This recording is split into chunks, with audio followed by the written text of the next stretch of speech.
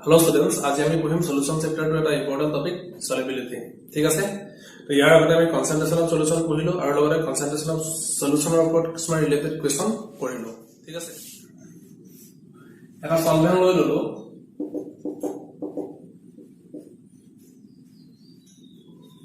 আৰু এটা সলিউশন বনাবৰ কাৰণে ইয়াত কি কৰিছো এটা সলিউট দিছো হল আমি সলিউটটো যেতিয়া এড কৰি গৈ থাকিম ইনিশিয়ালি কি হ'ব সলিউটটো ডিজলভ হ'ব হল যেতিয়া এমাউন্ট অফ সলিউট বাঢ়ি যাব এটা পাৰ্টিকুলাৰ পইণ্টৰ পাছত আৰু সলিউট ইয়াত ডিজলভ নোহোৱা হ'ব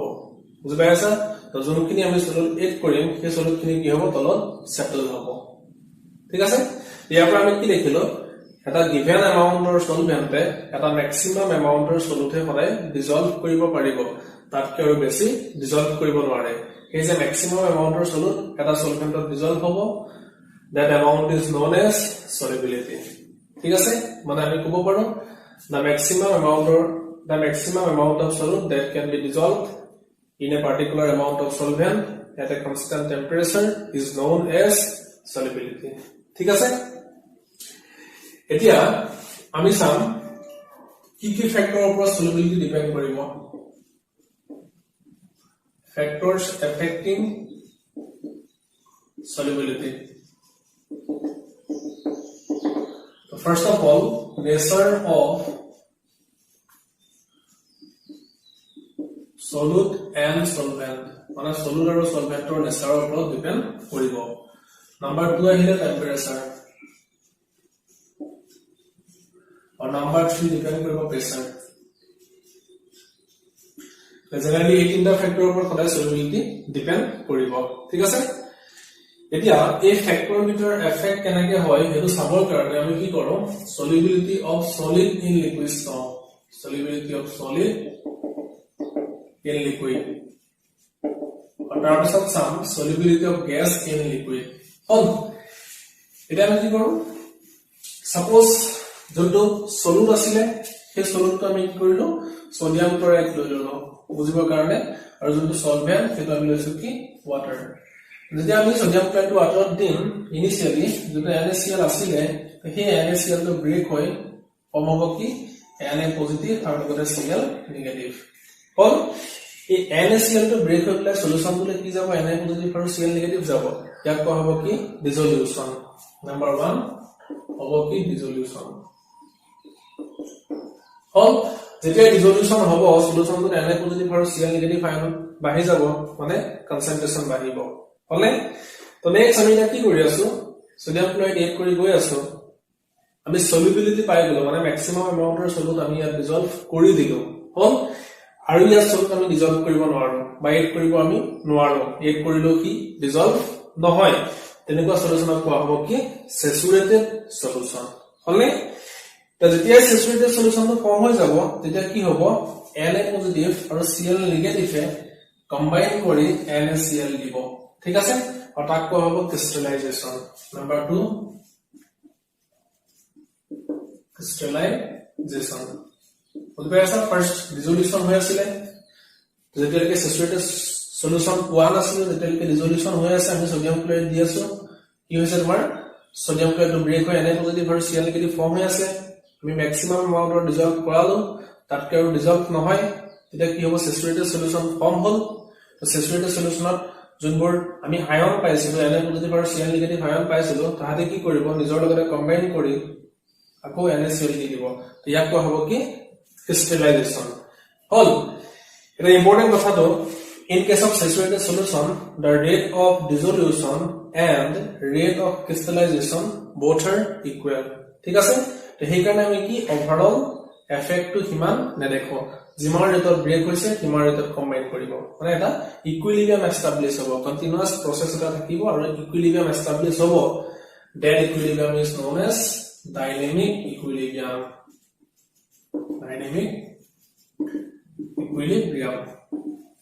বুঝবে আছা রিজলিউশন হ'ব স্যাচুৰেটেড সলিউশন বনিলে স্যাচুৰেটেড সলিউশন বনাৰ পাছত ক্রিস্টালাইজেশন স্টার্ট হৈ গ'ল in case of saturated solution the rate of dissolution and rate of crystallization both are equal and equilibrium is established that equilibrium is known as dynamic equilibrium হলে এইবাৰ যদি কেনে বাকে আমি আৰু extra solute ইয়াত add কৰি দিও আলটিমেটলি কি হ'ব ডিজলিউশনৰ কম্পেয়াৰত ক্ৰিষ্টেলাইজেশন বেছি হ'ব আৰু সোডিয়াম ক্লোৰাইড তলত প্ৰেচিপিটেট কৰিব ঠিক আছে সেইকাৰণে আমি লিখিলো যেতিয়া সলিউবিলিটি পাউটেন এইটা ফেনোমেনন হ'ব পাৰে আমি এনে আমি চাব লাগিব এটা ডাইনামিক ইকুইলিব্ৰিয়াম এস্টাবলিশ হৈ যাব হল এতিয়া আমি চাম এই যে ফ্যাক্টৰটো অলপ টাইম আগতে আমি ক'লো সেই ফ্যাক্টৰটোৰ এফেক্টটো ইয়াত কেনেকুৱা হয় হল সেইকাৰণে আমি ক'লো ফ্যাক্টৰস affecting solubility of solid in liquid. So number 1 ki paise nature of solute and solvent. Nature of solute and solvent. Already আমি জানো এটা সোডিয়াম ফ্যাক্টর ওয়াটার দিলো কি ডিসলভ হল সলিউবল হল বা ইয়াত যদি কেনেবাকে আমি এন্থ্ৰাচিন বা নেফথেলিন মানে অৰ্গেনিক সলিউট এটা লৈ পেলাই ওয়াটাৰ দিবলৈ যাওঁ তেতিয়া কি হ'ব সলিউবল নহয় হলে মানে আমি কি ক'ব পাৰো ইন জেনাৰেল আয়নিক কম্পাউণ্ডবোৰ ওয়াটাৰত বা পোলাৰ সলভেন্টত সলিউবল হ'ব আৰু যোনবোৰ নন আয়নিক কম্পাউণ্ড এইবোৰ কি হ'ব তোমাৰ নন পোলাৰ সলভেন্ট বা অৰ্গেনিক সলভেন্টত সলিউবল হ'ব ঠিক আছে এইখিনি কথা অলৰেডি তোমালোকে জানা হল নেক্সট নম্বৰ 2 আহিব কি টেম্পাৰেচাৰ তো টেম্পাৰেচাৰ ইফেক্ট চাবৰ কাৰণে আমি কি কৰিলো যেতিয়া সলিউটটো সলভেন্টৰ লগত দিলো আৰু যোনটো বিকাৰ আমাৰ ওচৰত আছিল সেই বিকাৰটো আমি কি কৰিছো টাচ কৰি চাইছো দেখিলো যে তাত হিট প্ৰডিউস হৈছে মানে বিকাৰটো গৰম হৈ গৈছে সলিউশনটো বনিছে আৰু প্লাস লগতে হিট প্ৰডিউস হৈছে মানে যোনটো প্ৰসেস আছিল dissolution process that dissolution process is exothermic delta is equal to k negative এতিয়া যদি কেনেবাকে আমি আৰু টেম্পাৰেচাৰ পাওঁ আলটিমেটলি কি হ'ব আমি আৰু হিট সাপ্লাই কৰিছো যদি আৰু হিট সাপ্লাই কৰিম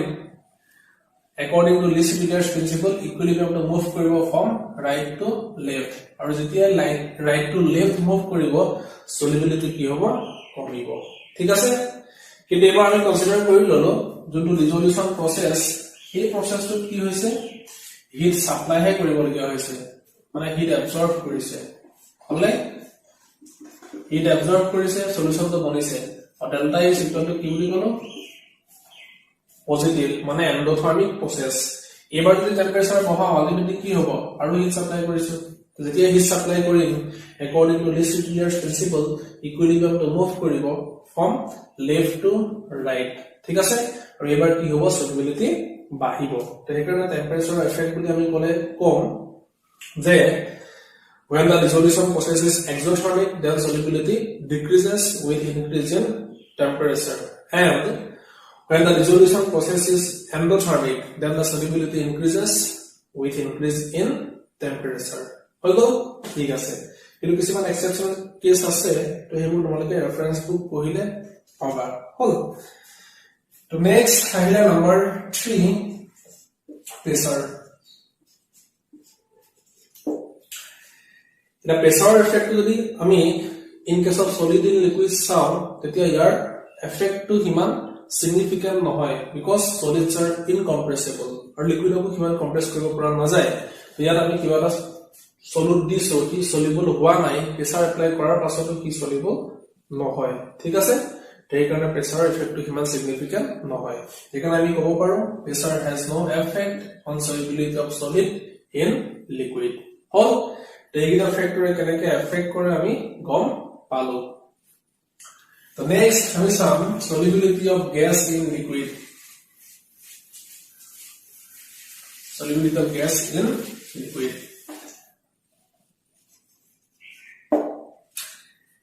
এতিয়া maximum gas water soluble হয় বা বেলেগ solvent soluble হয় ঠিক আছে এটা গ্যাস আছে এটা গ্যাস সলভেন্ট আছে ম্যাক্সিমাম গ্যাস কম বেশি পরিমাণে কি হ'ব সলিউবল হ'ব ডিফারেন্স সলভেন্টৰ কম বেশি পৰিমাণে সলিউবল হ'ব এতিয়া আমি চাম কি ফ্যাক্টৰ ওপৰত এফেক্ট কৰে বা ডিপেন্ড কৰিছে বা কি ফ্যাক্টৰ এফেক্ট কৰিছে বা ডিপেন্ড কি ফ্যাক্টৰ ওপৰত ডিপেন্ড কৰিছে নাম্বাৰ 1 আহিব আগতে কৈছিলো নেচাৰ অফ সলিউট এবাৰ কোন nature of gas and solvent ঠিক আছে এটা ভালকে চাই লবা এবাৰ সলভেন্টটো যদি কেনেকৈ ওয়াটাৰ হয়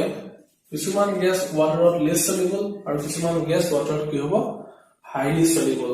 এতিয়া যোনবোৰ সাপোজ হাইড্ৰোজেন নাইট্ৰোজেন অক্সিজেন এই গ্যাসবোৰ কি হ'ব ওয়াটাৰত লেস সলিউবল বাট সালফাৰ ডাইঅক্সাইড অ্যামোনিয়া HCl এই গ্যাসবোৰ কি হ'ব ওয়াটাৰত হাইলি সলিউবল ঠিক আছে তো nature of solute and solvent যদি আমি কওঁ ভালকে চাবা এই যে হাইড্ৰোজেন নাইট্ৰোজেন অক্সিজেন এই গ্যাসবোৰ হৈছে নন পোলাৰ তো নন পোলাৰ হোৱাৰ কাৰণে মানে ইহঁতৰ ৰিজাল্টেন্ট ডাইপল কমেন্ট নাই তো নন পোলাৰ হোৱাৰ কাৰণে ওয়াটাৰটো পোলাৰ সলভেন্ট আলটিমেটলি কি হ'ব ইহঁতি ওয়াটাৰত লেস সলিউবল হলে কিন্তু সালফাৰ ডাইঅক্সাইড অ্যামোনিয়া HCl এই গ্যাসবোৰ হৈছে পোলাৰ আৰু পোলাৰ হোৱাৰ কাৰণে কি হৈছে পোলাৰ সলভেন্ট ওয়াটাৰত সলিউবল হয় মানে হাইলি সলিউবল হয় হলে আৰু এটা কথা আমি ক'ব পাৰো sulphur dioxide ammonia HCl carbon dioxide এই গ্যাসবোৰে কি কৰে ওয়াটাৰৰ লগত ৰিএকচন কৰে হল কিন্তু হাইড্ৰোজেন নাইট্ৰোজেন অক্সিজেন তাহাঁতি ওয়াটাৰৰ লগত ৰিএকচন নকৰে তো আমি আৰু এটা ওয়ে ক'ব পাৰো যোনবোৰ গেছে ওয়াটাৰৰ লগত ৰিএকচন কৰিব সেই গ্যাসবোৰ ওয়াটাৰত হাইলি সলিউবল হ'ব ঠিক আছে আৰু যোনবোৰ গেছে ওয়াটাৰৰ লগত কেমিক্যাল ৰিএকচন নকৰে সেই গ্যাসবোৰ কি হ'ব ওয়াটাৰত লেস সলিউবল হল কিন্তু হাইড্ৰোজেন নাইট্ৰোজেন অক্সিজেন এই গ্যাসবোৰ organic solvent অলপ বেছি সলিউবল হ'ব as compared to water ঠিক আছে এটো আকৌ গম পালো যে নেচাৰ অফ গ্যাস আৰু সলভেন্টৰ ওপৰত কেনেকৈ ডিপেন্ড কৰে তো নেক্সট নাম্বাৰ 2 টেম্পাৰেচাৰ তো ইম্পৰ্টেন্ট কথাটো যেতিয়া আমি গ্যাস এটা সলভেন্টত দিম লিকুইড সলভেন্টত দিম এটা সলিউশন বনিলে আৰু প্লাস লগতে এই যে প্ৰসেসটো এক্সোথাৰ্মিক হ'ব মানে কি হ'ব সদায় হিট প্ৰডিউস হ'ব তো হিট প্ৰডিউস হোৱাৰ কাৰণে আমি যদি টেম্পাৰেচাৰ বঢ়ালে আলটিমেটলি কি হ'ব ইকুইলিব্ৰিয়ামটো ৰাইট টু লেফট মুভ কৰিব আৰু সদায় কি হ'ব সলিউবিলিটি কমিব সেইকাৰণে এক্সাম্পল আহি থাকে কোৱেশ্চন তো আমি ক'ব লাগিব যে the dissolution of gas in a liquid is always exothermic process and due to exothermic process when the temperature is increases the solubility of gas in a liquid decreases ঠিক আছে temperature বাঢ়িলে গ্যাসৰ solubility সদায় কি হ'ব এটা লিকুইডত কমিব example হিচাপে আমি লবই পাৰো ঘৰতে কি কৰিছিল কাৰ্বন ডাই অক্সাইড গ্যাস বা অক্সিজেন গ্যাস ওয়াটাৰ লগত ডিজলভ কৰি ৰাখিছিল কিন্তু আমি গৰম কৰি দিয়াৰ লগে গ্যাসটো কি হ'ব তাৰ পৰা ওলাই গুচি যাব ঠিক আছে আলটিমেটলি কি হৈছে solubility কমিছে তো নেক্সট নাম্বাৰ 3 যোনটো এফ ফ্যাক্টৰ আছে এই ফ্যাক্টৰটো যদি যাও সেইটো আছে কি প্ৰেসাৰ তো প্ৰেসাৰৰ এফেক্টটো চাবলৈ গলে একদম ইজি এটা গ্যাস আমাৰ ওচৰত আছিল সলিউবল হোৱা নাছিল বা কমকে সলিউবল হৈছিল আমি কি কৰিলো প্ৰেসাৰ এপ্লাই কৰি দিলো এটা পিষ্টন দি প্লাই আলটিমেটলি গ্যাস মলিকিউলবোৰ কি হ'ব কম্প্ৰেস হৈ গৈ লিকুইডৰ ভিতৰত সোমাই যাবগে তো সলিউবিলিটি বাঢ়িব সেইকাৰণে আমি ক'ব পাৰো যেতিয়া প্ৰেসাৰ বাঢ়িব তেতিয়া গ্যাসৰ সলিউবিলিটি সদায় এটা লিকুইডত বাঢ়িব হলে তো হেতুকে এটা ল দি বুজাইছে হেনৰি নামৰ এজন সাইন্টিস্টে সেইকাৰণে কৈছে হেনৰিজ ল হল আৰু হেনৰিয়ে ক'লে the solubility of a gas in a liquid is directly proportional to the partial pressure of the gas above the surface of the liquid. Suppose আমি ধৰি ললো আমাৰ ওচৰত দুটা গ্যাস আছে A আৰু B হলে এটা যোনটো গ্যাসৰ পাৰ্শিয়াল প্ৰেসাৰ বেছি হি লিকুইড সাৰফেসত বেছি প্ৰেসাৰ এপ্লাই কৰিব আৰু বেছি প্ৰেসাৰ এপ্লাই কৰাৰ কাৰণে আলটিমেটলি কি হ'ব তাৰ সলিউবিলিটি লিকুইডত বাঢ়িব তো হেতুকে কি কৰিলে হেনৰি নামৰ এজন সাইন্টিস্টে এটা ল দি ক'লে the solubility of a gas in a liquid is directly proportional to the partial pressure of the gas above the surface of the liquid ঠিক আছে এতিয়া solubility মানে আমি কি ক'লো the maximum amount of solute that can be dissolved in a particular amount of solvent মানে হেতু বেলেগ কোন হয় কনসেন্ট্রেশন হয় কার কনসেন্ট্রেশন এটা স্যাচুরেটেড সলিউশনৰ কনসেন্ট্ৰেশন হল এটা সেই কনসেন্ট্ৰেশন যদি আমি কেনেকৈ মোল ফ্ৰেকশন দি ৰিপ্ৰেজেন্ট কৰো হল হেনৰি লৈ ক'লে যে the partial pressure of the gas is directly proportional to mole fraction of the gas in the solution. ঠিক আছে, partial pressure of the gas is directly proportional to mole fraction of the gas in the solution. All a proportional sign to অতৰাবৰ কাৰণে ইয়াত আমি এটা equal sign দিলো আৰু লগতে constant এটা মাল্টিপ্লাই কৰিম kh, তাক কোৱা হ'ব কি হেনৰি law constant. ঠিক আছে, আৰু এক্সাম্পল তোমালোকৰ হেনৰি লৰ স্টেটমেন্ট আহে, এটো হৈছে হেনৰি লৰ ম্যাথমেটিক্যাল ফৰ্মুলা. হল p হৈছে কি পাৰ্শিয়াল প্ৰেসাৰ, এটো হৈছে পাৰ্শিয়াল প্ৰেসাৰ, এটো হৈছে কি মোল ফ্ৰেকশন, আৰু k হৈছে কি হেনৰি ল কনস্ট্যান্ট. হলে ঠিক আছে, এতিয়া গ্ৰাফিক্যালি যদি আমি চাবলৈ যাওঁ, এটা গ্ৰাফিক্যাল ৰিপ্ৰেজেন্টেশনটো খুলিব ডাইৰেক্টলি প্ৰপৰ্শনাল. ইয়াত যদি আমি প্ৰেসাৰ লৈ লওঁ আৰু ইয়াত যদি আমি মোল ফ্ৰেকশন x লৈ লওঁ, এইটো হিটুৰ লগত ডাইৰেক্টলি প্ৰপৰ্শনাল. যেতিয়া প্ৰেসাৰ 0, সলিবিলিটি কি হ'ব 0 বা মোল ফ্ৰেকশন 0. তো যেতিয়া প্ৰেসাৰ বাঢ়িব আলটিমেটলি কি হ'ব মোল ফ্ৰেকশন বাঢ়িব, গতিকে আমি এনেকুৱা এটা গ্ৰাফ পাম. হল ঠিক আছে, আৰু এটা ইম্পৰ্টেন্ট কথা তোমালোকক এক্সামত সোধে, সাপোজ দুটা গ্যাস দিয়া আছে, এটা গ্যাস A আৰু এটা গ্যাস B, কলে যে A গ্যাসটোৰ যোনটো KH of A is greater than KH of B, Henry law constant of A is greater than Henry law constant of B. এটা কোনটো গ্যাসৰ সলিবিলিটি বেছি হ'ব, এক্সামত আহে কোৱেশ্চন. হল এটা আমি কি লিখিলো P equal to KH into X. হলে এটা কাম কৰো, এই x কে বিছাৰে লৈ আহিলো, this implies P divided by X equal to কি KH. হলে এটা আমাক or আমি এনেকৈ লিখিব পাৰো, or X divided by P equal to কি 1 by KH. এটা যোনটো গ্যাসৰ KH ৰ ভ্যালু ডাঙৰ, সেইটো গ্যাসৰ কি হ'ব সলিবিলিটি কমি যাব, বিকজ ইটো হিটৰ লগত কি হৈ আছে ইনভাৰ্সলি প্ৰপৰ্শনাল হৈ আছে. তো যোনটো গ্যাসৰ KH ভ্যালু ডাঙৰ তাৰ হলে কি হ'ব সলিবিলিটি কমিব. ঠিক আছে, এতিয়া আমি এটা কোৱেশ্চন কৰো, যোনটো কোৱেশ্চন 2015 ত আহিছে, আৰু কোৱেশ্চনটো কৈছে at the same temperature hydrogen is more soluble in water than helium gas, which one of them have higher value of KH. কৈছে যে hydrogen is more soluble in water. গতিকে আমি অলৰেডি জানো যে KH is inversely proportional to solubility নহলে mole fraction. ঠিক আছে, ইয়াত কৈছে হাইড্ৰোজেন ইজ মোৰ সলিবল ইন ওয়াটাৰ, মানে হাইড্ৰোজেনৰ x ৰ ভ্যালু বেছি, বা x ৰ ভ্যালু বেছি হোৱাৰ কাৰণে তাৰ কি হ'ব KH ভ্যালু কম হ'ব, আলটিমেটলি কাৰ কি বেছি হ'ব হিলিয়ামৰ বেছি হ'ব. ঠিক আছে, আমি কম helium has higher value of KH. হলে because হিলিয়ামৰ সলিবিলিটি কম হলে KH ভ্যালু বেছি হ'ব. ঠিক আছে, তাহলে এই ভিডিওটো আমি গম পালো সলিবিলিটি কি হয়, তো নেক্সট কি ফ্যাক্টৰৰ ওপৰত সলিবিলিটি ডিপেন্ড কৰিব.